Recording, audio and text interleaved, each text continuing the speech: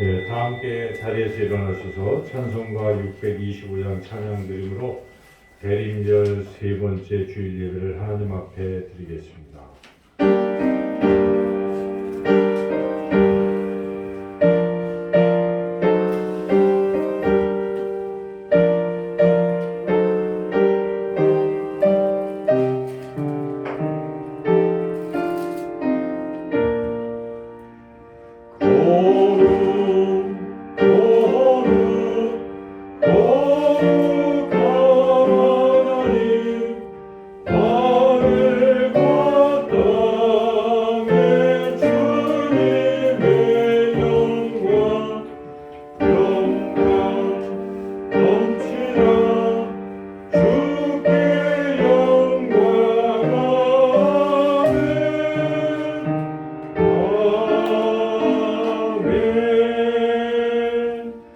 오직 나는 주의 풍성한 사랑을 힘입어 주의 집에 들어가 주를 경외함으로 성전을 향하여 예배하리이다. 주께 피하는 모든 사람은 다 기뻐하며 주의 보호로 말미암아 영원히 기뻐 외치고 주의 이름을 사랑하는 자들은 주를 즐거워하리이다. 아멘.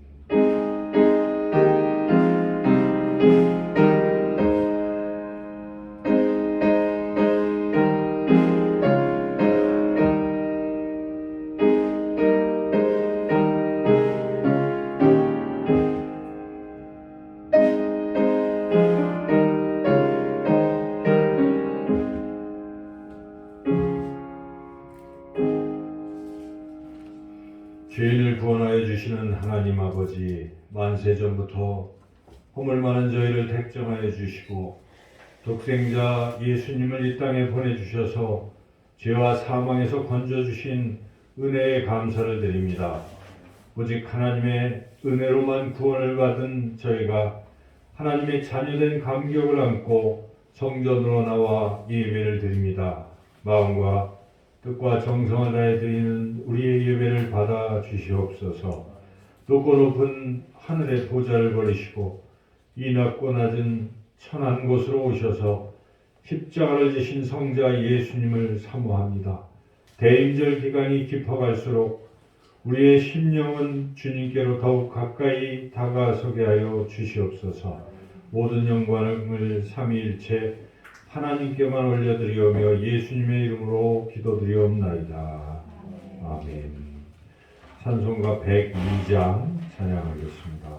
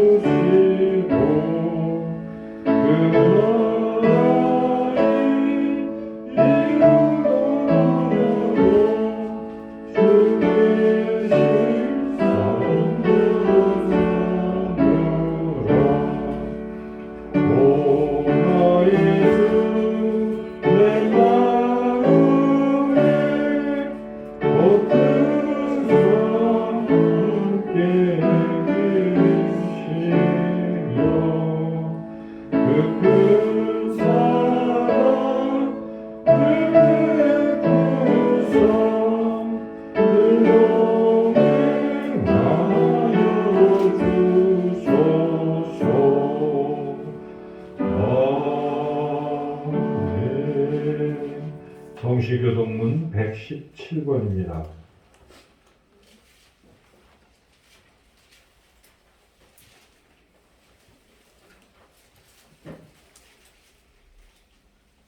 광야와 메마른 땅이 기뻐하며 사막이 백합화같이 피어 즐거워하며 무성하게 피어 기쁜 노래로 즐거워하며 레바논의 영광과 가르멜과 사론의 아름다움을 얻을 것이다. 그것들이 여호와의 영광 곧 우리 하나님의 아름다움을 보리로다. 너희는 약한 손을 강하게 하며 떨리는 무릎을 굳게 하며 겁내는 자들에게 이르기를 굳세어라 두려워하지 말라. 보라 너의 하나님이 오사 보복하시며 깎아주실 것이라. 하나님이 오사 너희를 구하시리라.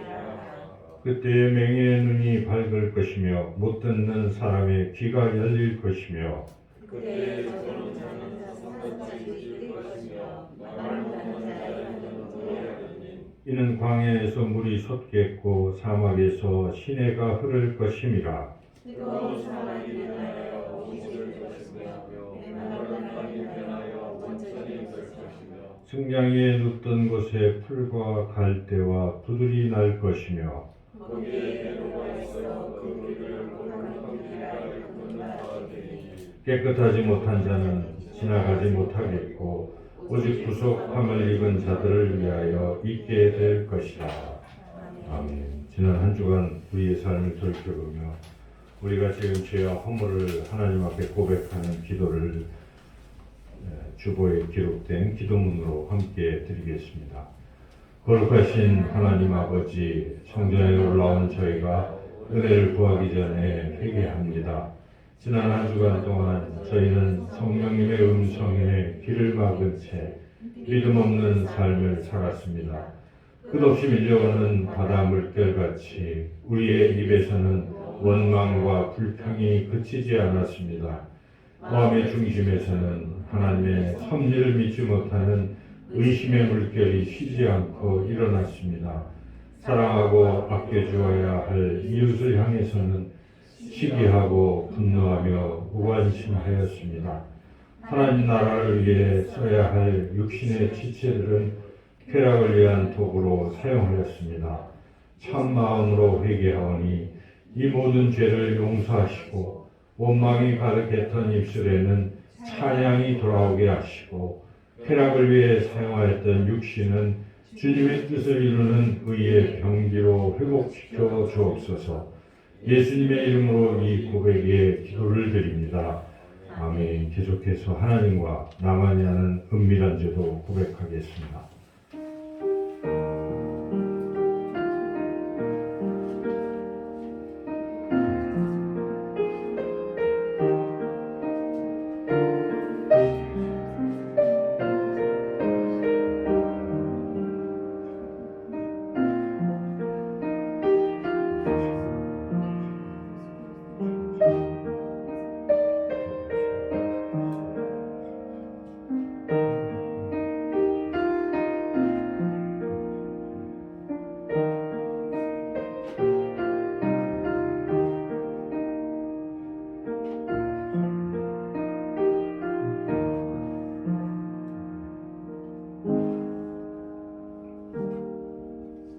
그가 빛 가운데 계신 것 같이 우리도 빛 가운데 행하면 우리가 서로 사귐이 있고 그 아들 예수의 피가 우리를 모든 죄에서 깨끗하게 하실 것이요. 아멘. 269장 찬양하겠습니다.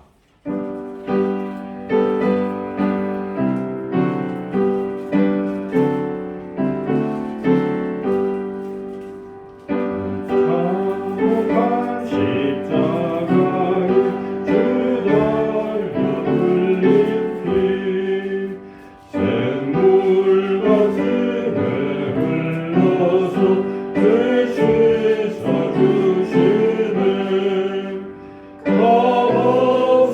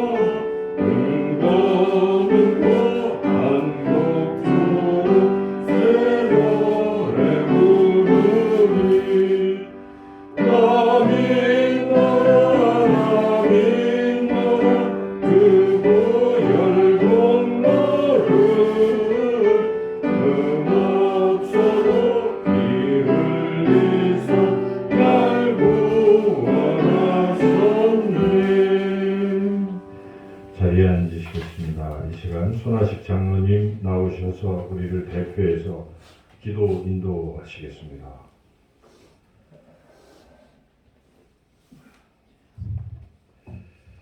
다 같이 한 마음으로 기도하시겠습니다. 좋으신 아버지 하나님 감사합니다. 우리를 먹이시고 살리시고 입히시고 재우시며 이 험한 세상 가운데 주님을 의지하며 살아가게 하신, 그리고 우리를 눈동자와 같이 지켜주신 하나님의 은혜에 진심으로 감사를 드립니다. 하나님, 저희에게 건강을 주셔서 이렇게 건강한 몸으로 나와 목청껏 소리 높여 하나님의 은혜를 찬양하게 하시니 감사합니다. 하나님 아버지, 이 시간 우리 김용숙 권사님 몸이 불편하셔서 우리 권사님께 사모하시는 예배의 자리에 함께하지 못했습니다. 우리가 간구하오니 하나님, 이 시간 우리 권사님의 건강을 회복시켜 주시기를 기도합니다. 또한 아버지 하나님, 서명욱 집사님께서 감기 몸살로 함께하지 못했습니다. 우리 집사님 위에도 하나님의 능력의 손으로 만져주셔서 속히 치료하여 주시기를 기도합니다. 하나님 아버지 감사합니다. 지난주에 우리 현기가 아버지 오토바이에 치이는 사고를 당했는데 하나님의 보호하심으로 말미암아 건강한 몸으로 오늘 아침 예배에 참석하게 하시니 감사합니다. 하나님 아버지, 우리가 느끼지 못하지만 하나님께서는 우리를 눈동자와 같이 지켜 보호하심을 이 시간 감사함으로 고백드립니다. 하나님 아버지, 우리가 세상 가운데 의지할 만한 것이 많아 보이고 또 아버지 하나님 믿고 따를 만한 것이 많아 보인다고 여기저기서 유혹을 하지만 우리 마음속에 온전히 거하시는 예수님의 십자가 보혈의 능력의 공로를 힘입어 오직 하나님만을 바라보며 살아가는 저희들 되게 하여 주시옵소서. 하나님 아버지 앞에 늘 드릴 것 없어 안타까운 심령이 되게 하여 주시옵시고, 하나님 말씀대로 살아가지 못하는 우리의 연약함을 가지고 눈물로 회개하며 살아가는 저희들의 모습이 되게 하여 주시옵소서. 하나님 아버지, 우리를 예배자로 세워주셔서 하나님을 영화롭게 하기 위한 이 자리에 세워주셨으니 우리의 모든 것들을 주께 맡기는 믿음으로 서게 하여 주시옵소서. 아버지 하나님, 그래서 하나님 앞에 나아갈 때에 하나님께 보여드릴 게 많고 자랑할 게 많은 저희 성도들 되게 하여 주시옵소서. 하나님 아버지, 한 해 동안 우리 참된 제자교회를 지켜주시고 또 교회 살림을 지켜주셔서 우리가 하나님의 일을 넉넉히 하게 하시니 감사합니다. 이제 한 해를 결산하고 새해 계획을 세울 때에 오직 성령의 은혜로 함께하여 주셔서 우리 성도들의 마음속에 믿음으로 새해를 준비할 수 있는 계획을 세울 수 있도록 인도하여 주시옵소서. 모든 것을 주님의 음성 앞에 순종함으로 나가게 하여 주시옵시고 올해보다 나은 내년을 준비하며 열심으로 주님 앞에 설 수 있는 우리 모두가 되게 하여 주시옵소서. 하나님 아버지, 우리가 하나님을 믿고 살지만 우리에게도 동일하게 믿지 않는 자와 같이 어려움도 닥칠 때도 있고 어려운 상황과 아픈 몸을 또 경험할 때가 많이 있습니다. 하나님 아버지, 이 시간에도 어쩔 수 없이 함께하지 못한 우리 성도님들 각자의 삶 속에서 하나님을 끝까지 믿고 의지하며 하나님의 약속의 말씀을 믿고 나아가는 우리 믿음의 성도들 되게 하여 주시옵소서. 하나님 아버지, 오늘도 목사님을 통해서 주시는 하나님의 음성이 하나님의 말씀의 권세가 있게 하여 주시옵시고 우리의 심령을 쪼갤 수 있는 능력의 말씀이 있기를 간절히 바라고 나옵나이다. 우리 모두가 성령의 은혜 받아서 하나님의 말씀을 귀하게 받아 그 말씀대로 살아가는 순종하는 믿음의 종들 되게 하여 주시옵소서. 이 예배를 통해서 간구하는 우리의 모든 기도의 제목을 하나님께서 아시오니 들어 응답하여 주시옵소서. 우리 교회와 성도님들 위해 늘 애쓰고 수고하시는 목사님 건강 지켜주시고 늘 성령 충만함으로 하나님의 귀한 사역 감당할 수 있기를 간절히 바라고 원하옵나이다. 또한 섬나라를 위해서 수고하시는 우리 사모님 건강 지켜주시고 우리 교회의 믿음의 텃밭이 되고 구원의 텃밭이 될 우리 섬나라를 위해서 하나님 축복하여 주시옵소서. 모든 것 감사드리며 예수님의 이름으로 기도드립니다. 아멘. 예수님께서 가르쳐주신 주기도문을 함께 드리겠습니다. 하늘에 계신 우리 아버지의 이름을 거룩하게 하시며 아버지의 나라가 오게 하시며 아버지의 뜻이 하늘에서와 같이 땅에서도 이루어지게 하소서. 오늘 우리에게 일용할 양식을 주시고 우리가 우리에게 잘못한 사람을 용서하여 준 것 같이 우리 죄를 용서하여 주시고 우리를 시험에 빠지지 않게 하시고 악에서 구하소서. 나라와 권능과 영광이 영원히 아버지의 것입니다. 아멘.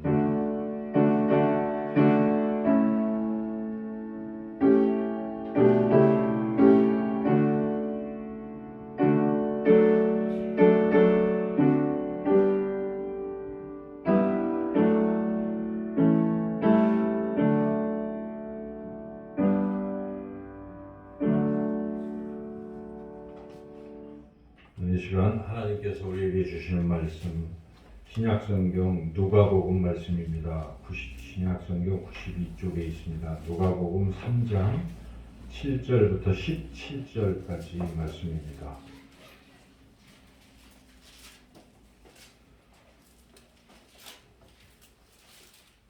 누가복음 3장 7절부터 17절까지의 말씀 제가 봉독하겠습니다.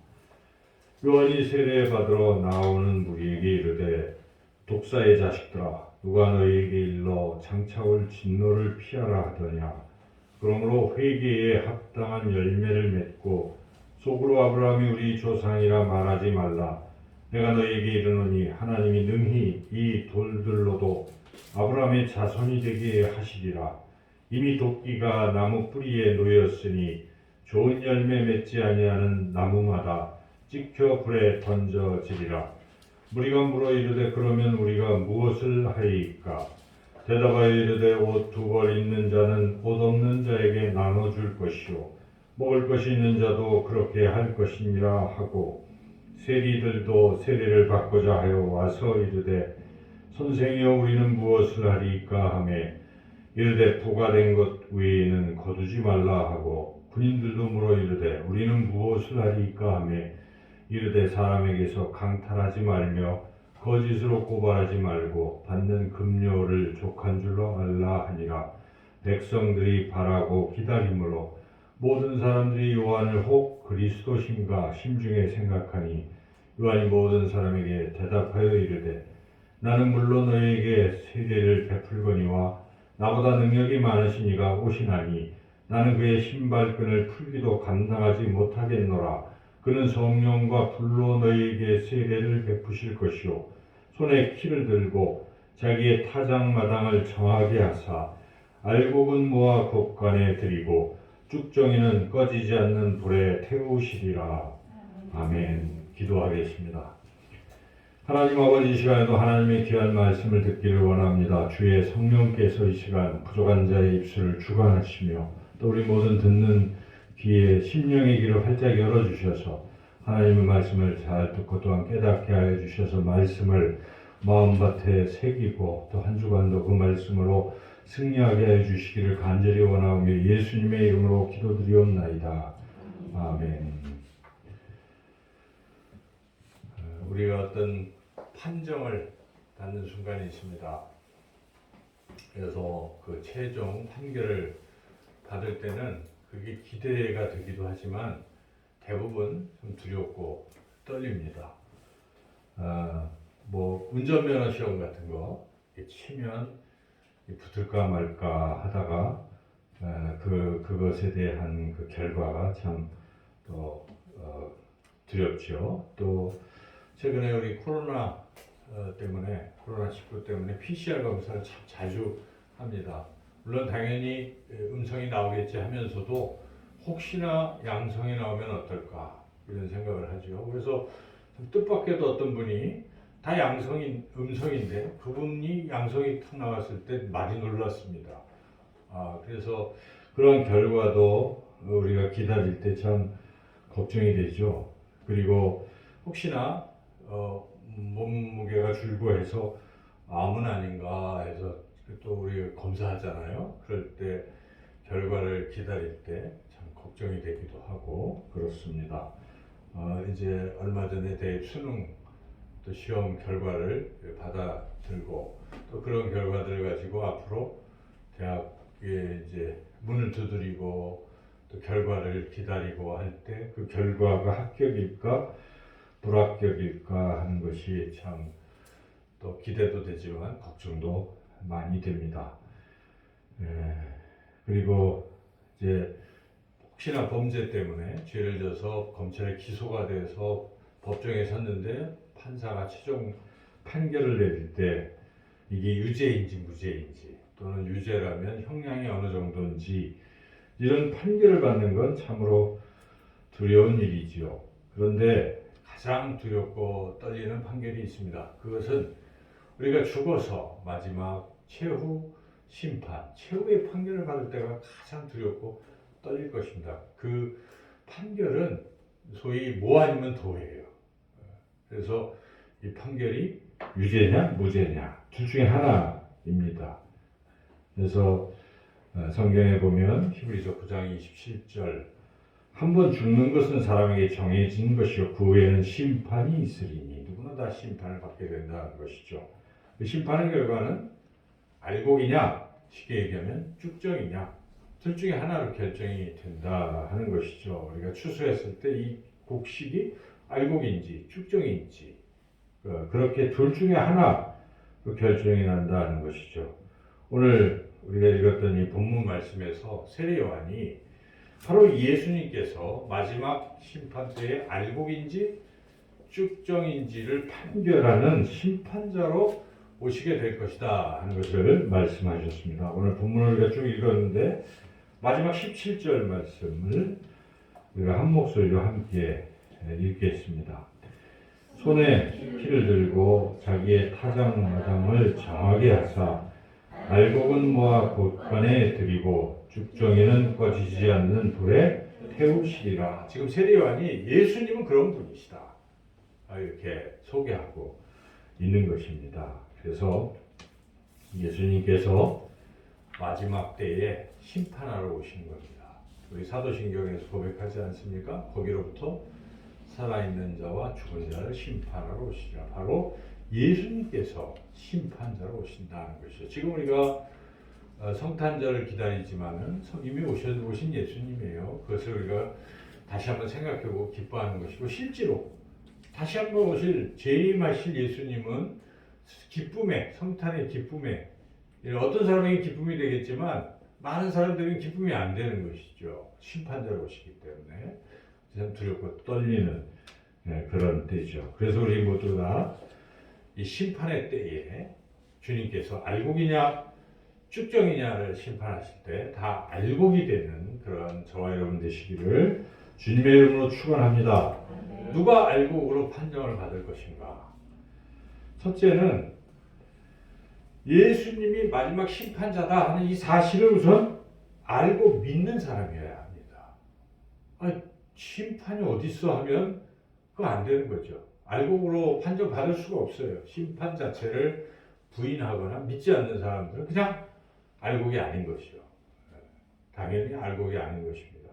그래서 일단은 예수님이 마지막 심판자다 하는 사실을 분명히 알고 그것을 믿는 사람들만이 알곡이 될 확률이 있는 것입니다. 알곡의 그 범주에 들어갈 가능성이 있는 것이죠. 그래서 오늘 아까 우리가 읽었던 17절 말씀에 손에 키를 들고 자기의 타작마당을 정하게 해서 알곡은 모아 곳간에 들이고 쭉정이는 꺼지지 않는 불에 태우시리라. 그분이 바로 예수님이다 하는 이 사실을 우리가 확실히 알고 믿어야 된다는 것이죠. 비단 오늘 읽었던 누가복음 3장 17절에만 그렇게 나오는 것이 아닙니다. 마태복음 19장에 보면 예수님이 12제자에게 말씀하십니다. 예수님께서 최후의 심판자로 오실 것이다. 그래서 예수께서 이르시되 내가 진실로 너희에게 이르노니 세상이 새롭게 되어 인자가 자기 영광의 보좌에 앉을 때에 나를 따르는 너희도 12보좌에 앉아 이스라엘 12지파를 심판하리라. 이렇게 예수님이 심판장이시고 또 12제자들이 또 같이 심판할 것이다 라는 것을 분명히 말씀하셨어요. 그리고 요한복음에서도 예수님이 그것을 분명히 말씀하셨는데 하나님 아버지가 심판하시는 게 아니라는 것을 예수님이 말씀하십니다. 요한복음 5장 22절에 아버지께서 아무도 심판하지 아니하시고 심판을 다 아들에게 맡기셨으니 바로 예수님이 심판자로 오신다는 이 사실을 우리가 분명히 알아야 돼요. 이건 성경이 우리에게 가르쳐 주시는 진리입니다. 그래서 예수님은 재림하시는 예수님은 심판자로 오신다 하는 것을 우리가 분명히 알아야 됩니다. 사도 바울도 그걸 증언합니다. 고린도후서 5장 10절 이는 우리가 다 반드시 그리스도의 심판대 앞에 나타나게 되어 각각 선악간에 그 몸으로 행한 것을 따라 받으려 함이라. 누구의 심판대입니까? 예수 그리스도의 심판대. 그러니까 심판자는 예수님이시라는 것이죠. 사도 바울이 아들같이 여기는 디모데에게 마지막 유언으로 남긴 디모데 후서에도 나옵니다. 디모데 후서 4장 1절 하나님 앞과 살아있는 자와 죽은 자를 심판하실 그리스도 예수 앞에서 그가 나타나실 것과 그의 나라를 두고 엄히 명하노니 바로 심판하실 그리스도 예수 앞에서라고 사도 바울이 증언하고 있어요. 그래서 우리가 성경을 다 종합해 보면 심판자는 예수님이시다. 그럼 이것을 우리가 교회를 다니면서 분명히 알아야 돼요. 심판하실 분이 예수님이시구나. 나의 친구 되시는 예수님이 심판자이시기 때문에 우리 천국에 가는 것입니다. 여러분 그 심판자가 우리 안에 거하시고 여지껏 살아오면서 그분이 나를 인도하셨고 나를 사랑해 주신 것을 경험한 사람들은 두렵지 않습니다. 그분이 심판자이시기 때문에. 그러나 예수님을 모르는 사람, 예수님과 무관한 사람은 어떻겠습니까? 두려운 것이죠. 그래서 우리가 예수님이 마지막에 심판하신다는 이것을 분명히 믿고 그렇게 살아가야 됩니다. 그러나 이것만으로는 또 충분치 않습니다. 또 다른 조건이 있다는 것입니다. 예수님이 심판자다. 그 다음 단계는 우리가 지금까지 성경을 통해서 듣고 설교를 통해서 늘 들었던 것처럼 바로 그 예수님을 믿어야 된다는 것입니다. 심판자인 것을 아는 정도가 아니라 그분이 나를 구원하실 분이시다는 것을 분명히 믿어야 된다는 것입니다. 그래서 우리가 예수님을 믿으라라는 말이 기독교, 교회에 나올 때 가장 핵심적인 말이에요. 그게 가장 기본입니다. 그래서 성경이 다 증언하고 있죠. 오늘 본문에서도 바로 그렇게 우리를 구원하시는 분을 우리가 그리스도라고 하는 것입니다. 메시아 그리스도. 그리스도는 구원자라는 뜻이에요. 그래서 예수님이 구원자인 것을 믿는 것인데 당시 유대인들도 구원자를 기다리고 있었어요. 그래서 우리가 이런 메시아 대망 사상 그렇게 얘기합니다. 그래서 그때는 그 그리스도를 기다리고 있었는데 물론 그들은 구원자 그리스도를 단순히 로마의 압제하에서 자기네들 해방시켜줄 그러한 그리스도로만 생각했지만 하나님의 말씀 성경이 우리에게 가르쳐주는 그리스도 구원자는 모든 우리의 죄를 다 사하시고 영원히 우리를 구원하는 그러한 사탄의 나라에서 우리를 건지셔서 사랑의 나라로 옮기시는 그 구원자 바로 그분을 말하는 것입니다. 그리스도가. 그래서 이 오늘 본문에서 15절에 사람들은 세례요한을 그리스도인가 하고 이렇게 기대하고 있었지만 세례요한이 뭐라고 합니까? 아니다. 내가 아니고 바로 예수님이 그리스도다 하는 것을 증언하는 게 바로 16절, 17절이죠. 그래서 16절, 17절 같이 한번 읽어보겠습니다. 요한이 모든 사람에게 대답하여 이르되 나는 물론 너희에게 세례를 베풀거니와 나보다 능력이 많으신 이가 오시나니 나는 내 신발끈을 풀기도 감당하지 못하겠노라. 그는 성령과 불로 너희에게 세례를 베푸실 것이요 손에 키를 들고 자기의 타작마당을 정하게 하사 알곡은 모아 곧 권해드리고 죽정이는 꺼지지 않는 불에 태우시리라. 그래서 물론 심판자이시지만 또한 심판과 함께 거기에는 구원도 같이 있는 것입니다. 어떤 사람은 쭉정이 가지만은 알곡으로 구원받는 구원을 누가 하신다는 것입니까? 예수님이시라는 것이죠. 그래서 우리가 예수님이 나의 구원자이시다. 예수님이 나의 그리스도시오. 이렇게 믿는 믿음이 필요한 것이죠. 그리고 또 한 가지 더 필요한 게 있습니다.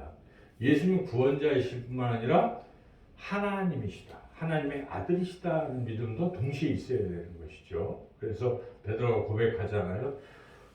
내가 누구냐? 사람들이 날 누구라 하느냐? 너는 나를 누구라고 생각하느냐? 베드로가 고백하기를 주는 그리스도시요 살아계신 하나님의 아들이십니다. 그 믿음에 바요나 시몬아 내가 복이 있도다 하고 그 위에 교회가 세워진 것이고 그가 구원을 받게 되었다는 것을 예수님이 말씀하십니다. 그래서 오늘 본문에 읽지는 않았지만은 뒷부분에 보면 그것이 나오는 것이죠.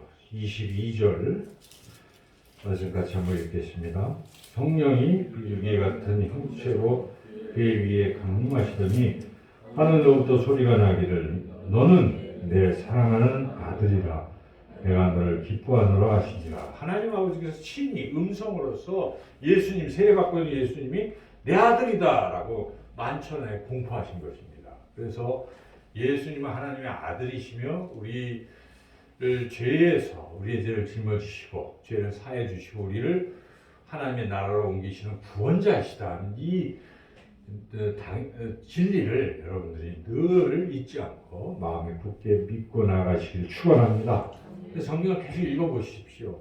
요한복음에 특히 은혜를 많이 받습니다. 요한복음을 자꾸 읽어보면 구원의 확신이 들어요. 절절히 다 예수님 믿으면 구원받는다는 게 나오기 때문에 그렇습니다. 잘 아시는 요한복음 3장 16절 뭡니까? 하나님이 세상을 이처럼 사랑하사 독생자를 주셨으니 이는 그를 믿는 자마다 멸망치 않고 영생을 얻을 것이다 라고 말씀하지 않습니까? 예수님을 믿음으로 우리가 구원받는다, 영생을 얻는다, 하나님의 나라에 들어간다는 것을 증언하고 있습니다. 결국 예수님 믿는 것이에요. 하나님 아들을 믿는 자에게는 영생이 있고 아들에게 순종하지 아니하는 자는 영생을 보지 못하고 도리어 하나님의 진노가 그 위에 머물러 있느니라. 요한복음의 마지막 결론이 20장 31절인데 오직 이것을 기록하면 너희로 예수께서 하나님의 아들 그리스도이심을 믿게 하려 함이요 또 너희로 믿고 그 이름을 힘입어 생명을 얻게 하려 함이니라. 그렇죠? 그래서 성경을 막 읽는 이유가 무엇입니까? 예수님이 하나님의 아들이시다. 예수님이 나의 구원자이시다는 걸 알려고 하는 거예요. 그리고 믿게 하려고 성경을 우리에게 주신 것입니다. 성경을 아무리 읽어도 예수님이 하나님의 아들인 걸 모르거나 믿지 못하거나 그리스도이신 것을 모른다면 잘못 읽는 것입니다. 거기서 자기의 필요한 것만 속속 빼서 잠언의 말씀을 아무리 읽고 세상을 어떻게 살아나갈까 대처하고 이때는 참아야 하고 뭐 이거 배워봤자 물론 그게 나쁘다는 건 아니지만 핵심은 아닌 것입니다. 예수님이 하나님의 아들이시오 그리스도이시다는 걸 모르고 믿지 않는다면 그거 다 소용이 없어요. 왜냐하면 우리 마지막에 죽을 때 그리스도의 심판대 앞에 서서 묻는 것이 네가 나를 믿느냐라고 물어보실 것이기 때문에 네가 나를 믿고 살았느냐고 물어보시기 때문에 이 믿음이 중요하다 하는 것이죠. 그래서 우리는 여기까지 읽어보면 이제 구원받았구나 하고 끝 이렇게 생각할 수가 있는데 그런데 오늘 본문을 또 읽어보면 또 다른 하나가 더 있다는 것입니다. 그래서 물론 예수님을 진짜 믿으면 나타나는 열매들이고 결과들이긴 해요.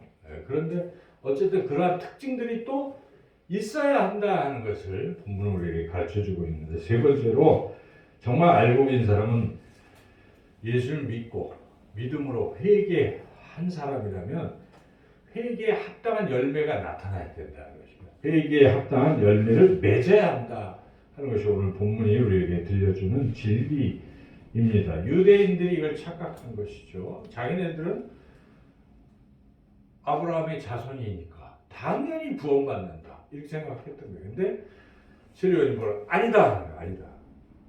아니다 라고 한 가지 더 보여주는 게 있어야 된다라고 지금 얘기하는 거예요. 그래서 우리가 이 말씀을 잘 들어봐야 됩니다. 오늘 본문의 8절과 9절 말씀인데 같이 한번 읽어보겠습니다. 그러므로 회개에 합당한 열매를 맺고 속으로 아브라함이 우리 조상이란 말하지 말라.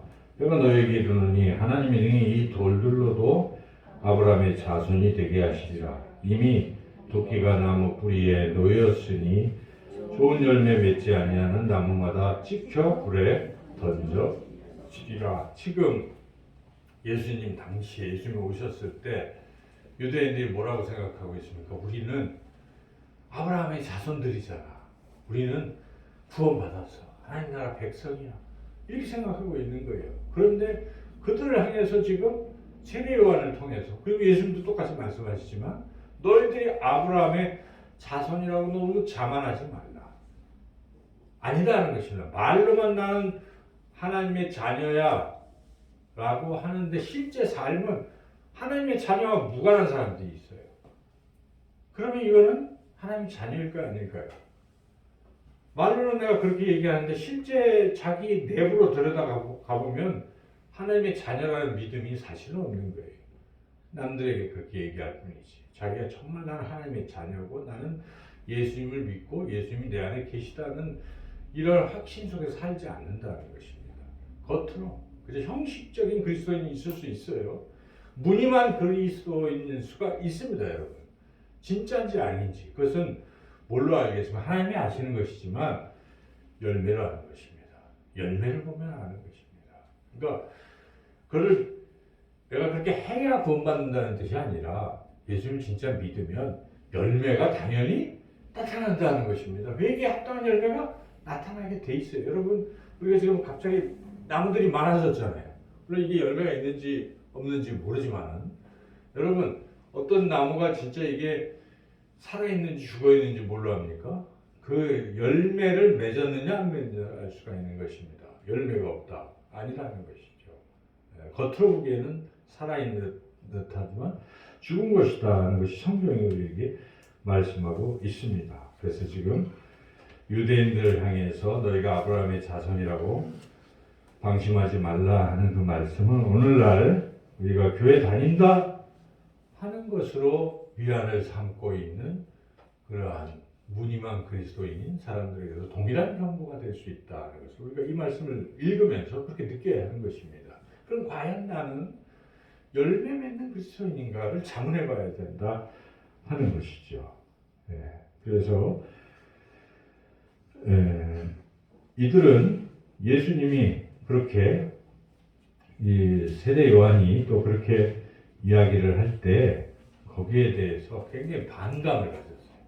아마 이 말씀을 들을 때 반감을 갖는 그리스도인이 있을지도 몰라요. 무슨 소리야? 예수님 믿으면 구원받는 것인데 또 뭐 열매는 또 뭐야? 그건 이단 아니야? 이렇게 하고 그 말하는 사람을 공격할 수도 있다는 것이죠. 그런데 당시에도 그랬어요. 세례 요한도 죽이려고 했고 예수님이 그렇게 말씀하실 때 죽이려고 했다는 것입니다. 사도행전 또 사도 바울이 얘기할 때도 죽이려고 했어요. 사도 바울이 유대인들에게 이런 동일한 말을 전했습니다. 사도행전 26장 20절에 지금 아그리빠 왕 앞에서 지금 얘기하는 것인데 먼저 다메섹과 예루살렘에 있는 사람과 유대 온 땅과 이방인에게까지 회개하고 하나님께로 돌아와서 회개에 합당한 일을 하라 전함으로 유대인들이 성전에서 나를 잡아 죽이고자 하였으나. 그러니까 유대인들은 그때 당시 유대인들은 어떤 사람들이냐면 무늬만 유대인들이에요. 실제 하나님의 자녀답게 살지 않고 온통 나쁜 짓만 하고 있었던 거예요. 열매가 없었던 것이죠. 회취한 무덤 같은 그런 바리새인을 그런 존재들이었기 때문에 바울이나 예수님이나 계속 그렇게 전하는 것이죠. 너희들이 진짜 열매가 없는 가짜다라고 할 때 그들을 흥분하고 도리어 죽이려고 했지만 예수님은 그것이 잘못됐다는 것을 지적하시죠. 성전에 들어가서 왜 성전을 청결케 하셨습니까? 형식적인 것만 하는 거예요. 마당만 밟는 거예요. 근데 실제 하나님을 섬기고 있지 않다는 것입니다. 하나님을 이용할 뿐이었던 것이죠. 하나님은 섬기는 척하지만 사실 자기의 이익만 챙기고 있던 대제사장의 무리들을 향해서 예수님이 채찍을 듣고 성전을 엎어버린 것입니다. 그리고 이걸 사흘 만에 내가 다시 지으리라. 다 무너뜨리라 이렇게 말씀하실 정도로 결국 성경은 우리가 신앙이 그저 형식적인 신앙, 겉으로 드러나는 죽은 신앙 가지고 구원받을 수 없다는 것을 말씀하고 있어요. 문제는 무엇입니까? 열매를 맺으라는 것입니다. 열매를. 그래서 성경은 도처에 열매를 맺으라. 사도 바울이 이것을 정확히 우리에게 가르쳐주는 말씀이 있어요. 로마서 6장 22절에 믿음은 시작인 거라는 것입니다. 믿음으로 시작해서 열매를 맺어 가야 구원받은 사람의 특징이라는 것입니다. 6장 22절에 그러나 이제는 너희가 죄로부터 해방되고 하나님께 종이 되어 거룩함에 이르는 열매를 맺었으니 그 마지막은 영생이라. 그러니까 예수님 믿고 죄로 해방되는 것으로 시작을 해서 성령의 인도하심으로 결국 열매를 맺어 감으로써 나중에 영생에 이른다는 것을 사도 바울이 이야기하는 것이죠. 그래서 이번에 또 아들같이 여기는 디모데도 있고 또 디도도 있는데 디도에게 권면하는 디도서 3장 14절에서 이렇게 권면합니다. 또 우리 사람들도 열매 없는 자가 되지 않게 하기 위하여 필요한 것을 준비하는 좋은 일에 힘쓰기를 배우게 하라. 지금 디도에게 그 그레데 교회의 사람들을 가르칠 때, 성도들을 가르칠 때 열매 없는 자가 되면 안 된다. 열매를 맺도록 힘쓰게 가르치라고 권면하는 것입니다. 여러분 목사들이 이 말씀을 성경에 있는 걸 그대로 증언해야 되는 것이죠. 그저 위로만 삼고 여러분 예수님이 구원받았으니 끝. 아무렇게 해서도 결국 구원받습니다라고 선포하면 큰 오류를 범할 수 있다는 것입니다. 성경이 도처에 증언하고 있기 때문에.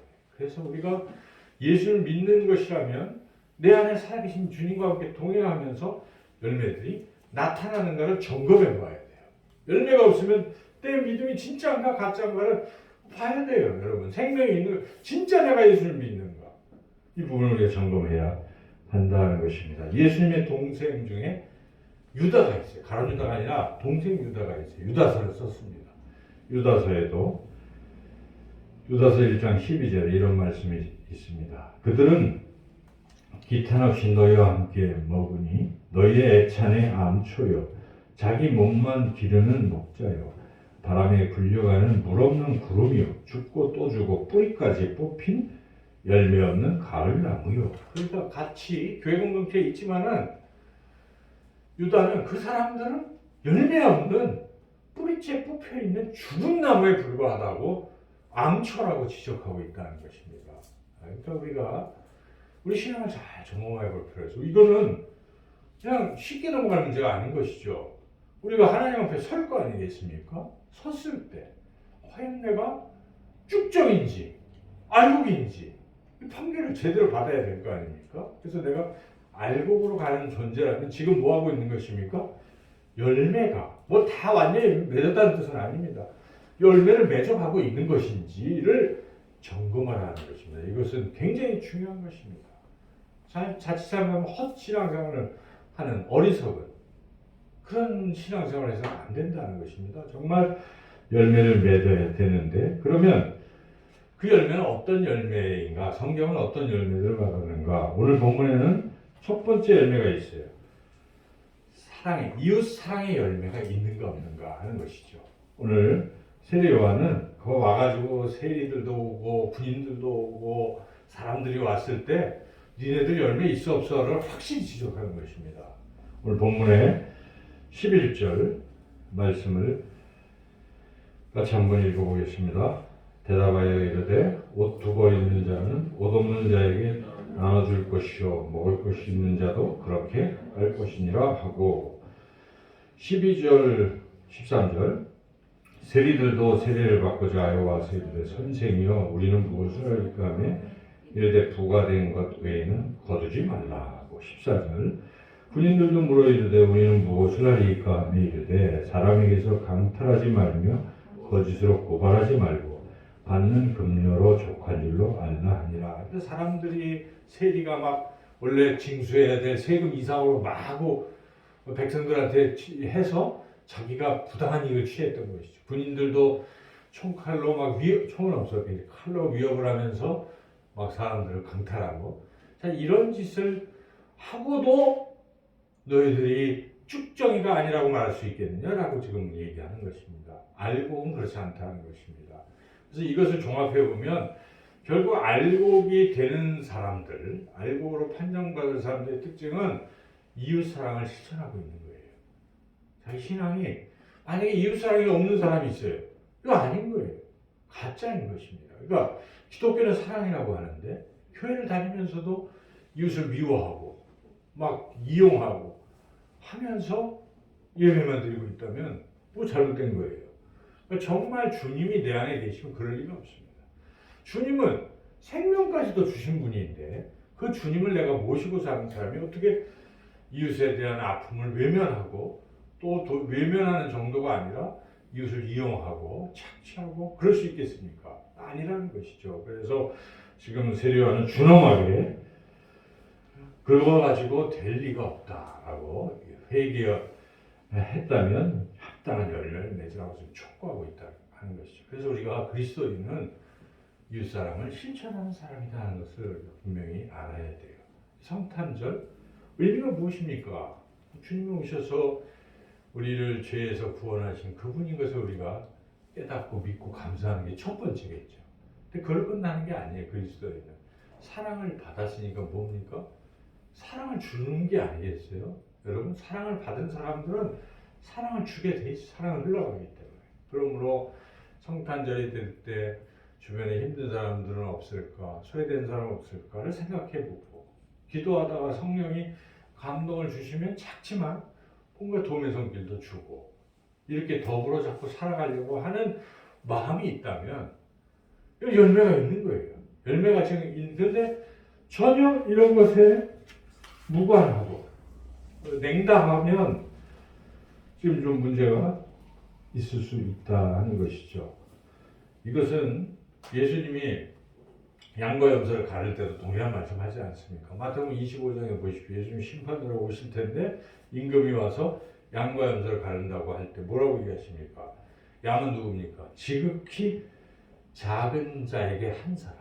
뭔가 자기도 모르는 사이에 실천한 사람은 양이에요. 그런데 지극히 작은 자 하나에게 무심했던 사람들은 아니라고, 염소라고 예수님 분명히 말씀하시는 거예요. 물론 그걸 해야 구원받는다는 뜻은 아니지만 예수님 믿는 사람이라면 예수님처럼 그럴 수밖에 없는 거예요. 외면할 수가 없었던 것이죠. 그래서 그런 열매가 필요하다. 그리고 요한복음 15장에 포도나무 비유 있지 않습니까? 여러분 포도나무에 붙어 있으면 뭐가 된다고? 열매를 맺는다고 하잖아요. 무슨 열매인지를 말씀하고 있어요. 그 열매가 참 중요한데 조금 읽어보면 12절에 그 유명한 말씀이 나와요. 내 계명은 곧 내가 너희를 사랑한 것 같이 너희도 서로 사랑하라 하는 이것이냐. 이게 열매예요. 그러므로 우리가 그 열매는 사랑의 열매예요. 이웃사랑을 실천하는 열매가 내게 나타나고 있는 거예요. 이거 꼭 점검해 봐야 됩니다. 그리스도인은 그렇게 모진 사람들이 아니에요. 주님이 안에 계시기 때문에 그래서 안쓰러워하고 긍휼히 여기는 이런 마음이 있어야 된다 하는 것입니다. 그 다음에 두 번째 알고 될 사람들에게 나타나는 열매는 무엇입니까? 이것은 성령의 열매예요. 성령의 열매. 참 유명한 말씀이죠. 성령의 열매. 오직 성령의 열매는 사랑과 희락과 화평과 오래 참음과 자비와 양성과 충성과 온유와 절제니 이 같은 것을 금지할 법이 없네. 이 열매는 다른 열매가 아니라 성품의 열매입니다. 성품의 열매예요. 많은 일을 하는 사역의 열매도 있을 수가 있어요. 그런데 핵심은 성품이에요. 네, 성품이 지금 변화되고 있는 걸 점검해요. 내가 예수 믿는데 더 사나워졌어요. 이상한 거예요, 여러분. 이거 뭔가 좀 신앙이 지금 왜곡되고 잘못됐어요. 네, 그런데 주님을 믿으니까 더 겸손해지고 다듬어지고 이렇게 이러한 성령의 9가지 특징이 막 나타나기 시작. 온유해지고 절제하고 다른 사람을 자꾸 화평하려고 하고 이렇게 자꾸 살아가는 사람은 이게 하나님의 사람이에요. 그리스도가 계신 거예요. 그래서 그런 사람들은 천국 가는 거예요. 쉽게 얘기하면. 알고입니다. 그런데 오랫동안 믿었다고 하는데 10년, 20년, 30년이 됐는데 보니까 더 나빠졌어요. 옛날에 그래도 좀 그랬더니 조금 사악해져요. 막 사납고 싸우고 막 다른 사람들 막 이러면 뭐 잘못됐어요. 이럴 때 우리가 다시 한번 신앙을 점검해 봐야 됩니다. 첫사랑을 회복해야 되는 것이고 그래서 우리가 힘써야 될 것은 자기 자신의 성품의 열매를 맺기를 기도해야 돼요. 여러분 기도할 때 기도 제목이 다른 게 아니에요. 뭐 주세요 물론 필요해요. 그런데 주여 성령의 9가지 열매 손가락을 꼽으셔서 사이와 오자양 충원절 주님 사랑의 열매가 제가 없습니다. 사랑을 부어주십시오. 성령이요. 성령의 열매니까 성령이요. 또 다른 사람들 우울한 사람들 신학의 열매가 없는데 이건 문제가 심각해요. 주님 우리에게 기쁨을 주시는데 성령은 기쁨인데 주여 회복되게 하소서. 아무리 상황이 우울해도 주여 주님으로 인해서 저를 기뻐하는 심령의 회복이 있게 해주세요. 여러분 그렇게 막 기도해 보세요. 성령은 기쁨을 회복시켜 주십니다. 절망이 아닙니다. 항상 그들은 희망, 힘차게 일어날 수가 있는 힘이 막 나오는 거예요. 내부적으로 성령에. 이런 게 확인이 되면 나는 지금 어디로 가고 있습니까? 알곡으로 가고 있는 거예요. 그런데 이게 아니면 뭔가 좀 심각한 것이다 하는 것이죠. 그 다음에 세 번째는 전도의 열매를 맺는다는 것입니다, 여러분. 그래서 사도 바울은 로마서, 고린도전서 보면은 다 이걸 열매라고 표현합니다. 또 저의 집에 있는 교회에도 문하라. 내가 사랑하는 에베네도에게 문하라. 그는 아시아에서 그리스도께 처음 맺은 열매이라. 에베네도가 자기가 전도했는데 구원받았어요. 첫 열매라고 사도바울이 소개하고 있어요. 고린도 전서에서도 고린도 교회 편지를 보내면서 이렇게 말합니다. 형제들아, 스데바나의 집은 곧 아가야의 첫 열매예요. 여러분 그렇죠? 첫 열매. 열매가 뭡니까? 내가 전도한 사람이 구원받은 게 열매예요. 그래서 우리가 생각해봐야 돼요. 내가 예수님을 믿은 지 몇 년 됐나? 벌써 30년. 난 대단해. 그런데 열매가 없어요. 누구한테 전도해 본 적도 없고 전도하고 싶은 마음도 없어요. 나만 구원받으면 됐지. 이건 심각한 것입니다. 그러니까 좀 이상하잖아요. 나 구원받는 게 감격이 되고 내가 불구덩이가 아니라 막 저 천국에 간다고 하는 것을 내가 믿는 사람인데 나만 가려고 하면 좀 이상하지 않습니까? 내 가족이 불구덩이에 들어가도 상관없다 그러면 이거 믿음이 가짜구나. 또는 사랑하지 않는 거예요, 가족을. 제일 큰 사랑은 무엇입니까? 천국 가게 하는 게 제일 큰 사랑입니다, 여러분. 안 그렇습니까? 진짜 믿는다면. 야, 이거 지옥 가면 안 되는데 내 아들, 내 딸, 부모님, 형제, 이웃, 정말 친한 사람, 그렇게 친한데 복음을 안 전해요. 예수님 믿으세요 말을 안 해요. 그 믿음이 없어요. 아니면 사랑이 없어요.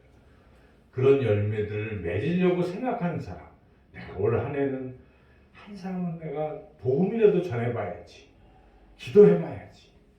그리고 꼭 예수님 믿게 해야지. 이런 열망이 필요하다는 것입니다. 제가 옛날에 부목사 시절에는 전화가 막 와요, 서울에서. 우리 부모님이 거기 교회 다니시는데 또는 우리 주변에 교회 안 다니고 계신데 꼭 좀 전도해 주세요. 얼마나 그 열망이 있어요. 여러분 그러한 열망이 우리에게 있어야 됩니다. 작정할 필요가 있어요. 우리가 훈련할 필요가 있어요. 내년도에는 내가 반드시 우리 아들 꼭 구원해야지. 하나님 구원하기 위해서 내가 다른 거 말고 이거에 전념하고 하나님 역사해 주세요. 간절히 기도의 1번이 그거가 되어야 되는 게 당연한 것입니다. 그래서 이제 우리가 신년이 될 때 기도 제목 쓰잖아요. 거기에 보면 다 나와요. 신앙의 현 상태가. 기도 제목은 신앙의 상태를 반영합니다. 거기에 막 간절하게 믿지 않는데 가족의 구원을 1번으로 보는 사람, 이분은 정말 열망이 있는 거예요. 이러한 전도의 열매를 맺고자 하는 열망이 있으면 이거는 비록 안 맺어도 그 뭡니까? 그 알복입니다. 알복. 근데 아무 없다. 이상한 겁니다. 축정일 가능성이 있다는 것입니다. 내 안에. 없는 거예요. 생명이 없는 것입니다. 내 안에. 생명에 대한 갈급함이 없다는 것이죠. 마지막 네 번째로 알복이 될 사람이 맺는 열매는 찬양의 열매입니다. 찬양의 열매. 히브리서 13장 15절에 그러므로 우리는 예수로 말미암아 항상 찬송의 제사를 하나님께 드리자. 이는 그 이름을 증언하는 입술의 열매니라. 저는 이 말씀을 묵상하면서 오늘 마침 우리 아동부 예배 주제도 찬송하는 제자가 되자. 천사처럼 찬양하는 제자. 이런 제목이었는데 그냥 우리가 자문을 해봐야 돼요. 우리는 인간은 하루에 많은 말을 하잖아요. 어떤 사람은 하루에 막 수십만 마디의 말을 한다고 해요. 말 안 하고 있어도 말을 하게 됩니다. 그런데 그 말을 한번 분석을 해볼 때 거기에 과연 하나님을 찬양하는 소리가 한마디로 있는가? 아니면 꼭 하나님 얘기를 하겠는데 원망 불평 소리만 있었는가? 아니면 하나님의 한자도 안 나오고 세상에 재미나는 이야기 뭐 그런 얘기만 하고 있는가? 내가 노래를 많이 부릅니다. 과연 그 부르는 노래 속에 하나님을 찬양하는 한마디라도 있습니까? 세상 좋아하는 유행가 많이 불러요. 불러 제끼고 좋아하고 하는데 정작 하나님을 찬양하는 게 하나도 없다. 또 많은 음악을 듣습니다. 이런저런 음악을 듣는데 하나님을 찬양하는 음악을 하루에 조금이라도 듣는가, 여러분? 아니 일주일에 듣는가? 전혀 상관없다면 이 열매가 없는 것입니다. 찬양의 열매가 없다. 이상한 것입니다. 잘 점검해요. 나는 과연 주님과 같이 살아가는가? 찬양은 하나님을 가장 기쁘시게 하는 겁니다. 내가 하나님께 드릴 게 뭐가 있겠습니까? 찬양입니다. 찬양. 그러니까 찬양이 삶이 돼야 돼. 그래서 제가 보면 어디 가게 같은 데 보면 찬양 그냥 틀어놔요. 얼마나 좋습니까? 그냥 듣고 있는 거예요. 듣고 또 흥얼거리고 내 입에서 찬양이 막 흘러나오면 하나님이 기뻐하십니다. 하나님이 역사하세요. 내 삶에. 하나님을 찬양하는 사람 하나님을 축복하시는 게 당연하지 않겠어요? 근데 삶 속에서 하나님 찬양하는 게 하나도 없고 일주일 내내 세상 소리만 듣고 세상적인 것만 노래하고 살아간다면 알곡이라고 말하기가 쉽지 않아요. 그래서 우리가 진짜 알곡은 그런 겁니다. 이런 열매들, 이웃사랑의 열매, 성령의 열매, 전도의 열매, 찬양의 열매. 여러분 믿음으로 주님을 내 안에 모시고 이러한 열매들을 맺으며 나중에 하나님 앞에 설 때 우리 모두 다 알곡으로 인정받는 그러한 저와 여러분 모두가 되시기를 주님의 이름으로 축원합니다. 하나님 감사합니다. 말씀을 통해 열매 맺으라 하시는 주님의 음성을 듣습니다. 성령이여 한 주간 이런 열매들을 맺으며 살아가게 해 주시기를 간절히 원하옵고 예수님의 이름으로 기도드리옵나이다. 아멘.